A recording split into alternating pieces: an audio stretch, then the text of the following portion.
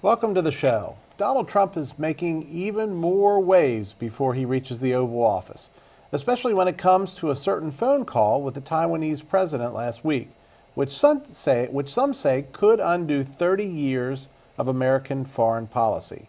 Ken, do you think Donald Trump is going to start a war with China? Well, so interesting background on the whole Taiwan-China thing. So Taiwan and China, they used to all be, part of one country, all right? And they kind of had like this little civil war thing. And hey, basically China and Taiwan are both claiming the same territory, and it's difficult to recognize China as a country, recognize Taiwan as a country at the same time as far as diplomatic relations go. So the problem here becomes if Trump is now all of a sudden, hey, we're going to start having foreign relations with Taiwan, now China is, needless to say, going to be a little upset by this because in their eyes, Taiwan shouldn't exist. It should all be part of China anyways. I don't know. It's going to be tough to say because they're all going to want to do business with the U.S. And I'm really seeing Trump being in office is a real game changer because he's not going to be all gung-ho on let's go attack, let's go start a war. He's going to be let's do business. And I think that he just might, because he's a smart enough businessman that he might be able to work out something with Taiwan and China to say, hey, let's make this beneficial for all three of us. Well, I have a question for you. On November 26th, China actually sent their nuclear-powered bombers, 2 of them along with escort planes, to fly around the island of Taiwan. Right. So that was before the phone call Right. to Donald Trump. Do you think possibly that is what caused the issue of starting to turn things up, and Taiwan wants to make sure that they still have a friend somewhere that has access to nuclear weapons? Janice, any thoughts? Didn't know about the plane flyby from China. I think in Asia, between China and North Korea, and even in Russia, it's like a bunch of boys on the mountain and on the hill at recess. So if everybody's going to flex their muscles and they want to see who's going to be top of the hill. And, I think they're just looking to see what they can get away with. And I think, to me, looking at business interest and looking at trade agreements and exploring the possibilities of saying, yes, China, you're the 800-pound gorilla in the room, but we're still going to have open conversations, and we're not just going to let you run the show and get whatever you want. It seems like, okay, there's a little bit of nerve behind this, and let's see where this goes. I don't think he wants to declare war. No, I don't think he wants to declare war either, but I think he wants to declare one thing, and that is that he is the leader of the free world, and you guys can think whatever you want, but he is the leader of the free world. And guess what?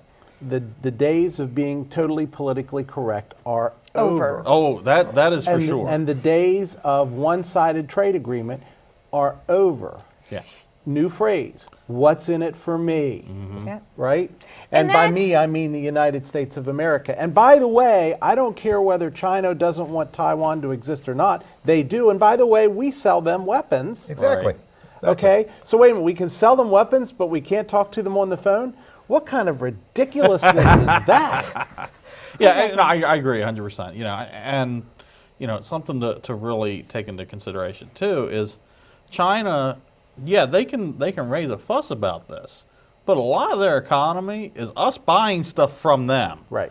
So China's not going to want to break off that relationship, even if we do start actually having trade with Taiwan. We should have understood that years ago. We are the buyer. Have you ever heard buyer's market?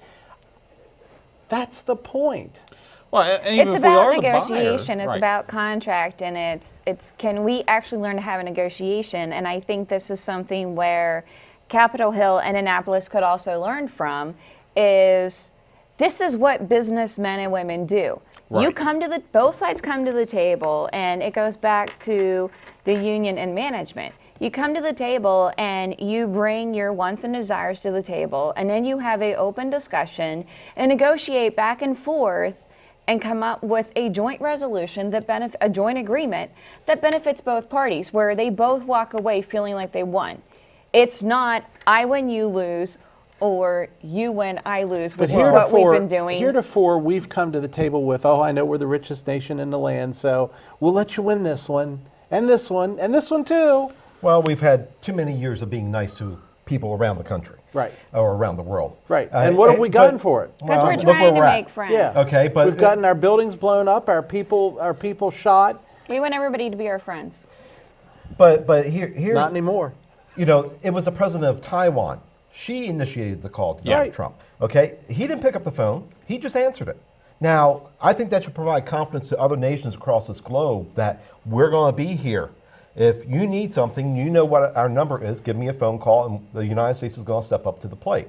We're not going to go out there and preemptive do things, but we're here to support you. Okay? Does that lead to us selling additional arms to Taiwan? I certainly hope so. It's good for our economy. Does that leave China to go pound some sand? I hope so too. Well, he had a speech this week, his thank you speech or whatever. I guess it was in North Carolina, the one that I saw, and he may be doing multiple. But what I found interesting about that speech is when now President-elect Trump was on the campaign trail, his message was always about the things that were wrong and the things that were going bad and the things that were going downhill. And this message was about the things that we can and will, and how we can and will fix them, and when we can and will fix them. And it was a very positive message, and it was, quite frankly, very presidential. And I'm just as worried about his bouncing around the room like a Super Bowl as anybody else. Well, he still has a tweet about Saturday Night Live every week. Oh, So. I'm sure he will. And so I heard that. I heard one of the Democratic pundits say, well, he can watch Saturday Night Live, but he can't take his security briefings. Well, guess what? And I don't say he shouldn't take the security briefings, but I will say he's not the one that's going to do something about security right now. Right. President Obama is, right? He is not the commander-in-chief today. But he needs to be up to speed. He does, no Okay. question about But it. he's does certainly he surrounding need to be- himself with- Right. And does But he we need need to be to up- remember, Obama is still the president president. of the United And he States. doesn't Until even take his January security 20th. briefings. So Well, no, wait a minute. No, I don't know that that's true. Oh boy, I don't know that that's true. It's a whole separate show. an entire show, not just one segment. I think that China is a specific example of something we're going to see a lot more on, and Taiwan. I think this guy is going to do. I think he's going to break all the rules. you know, I think he's going to break all the I rules. think he's what's read the next? book The First status Break All the quo is Rules. gone. First break all the rules. I read that book. That's right. But what's next? Are we going to build a natural gas pipeline to Europe to compete against Russia? Well, I don't. And I mean, I think you, good, bad, or indifferent. I don't know what it's going to be, but I think it's going to be an interesting 4 years. I think it's going to be an interesting 4 years with this guy. And I'm sitting there. I'm the guy that just can't wait to see what he's going to do next, because God knows you can't predict it, can you? presidential speeches will become pay-per-view. Exactly. Oh, that's maybe that's We a good gotta pay the national fundraising debt off campaign some for the way national- or Yeah, another. exactly. Yeah. Well, the Clintons have This is gotten how you paid pay for for speeches for highways. years, so maybe we need to do that, right? So, all Yeah. right. Right? I think we've about wrapped up on that one. Up next, our panel weighs in on the next DNC chair. We're back in 3 minutes. Stay with us.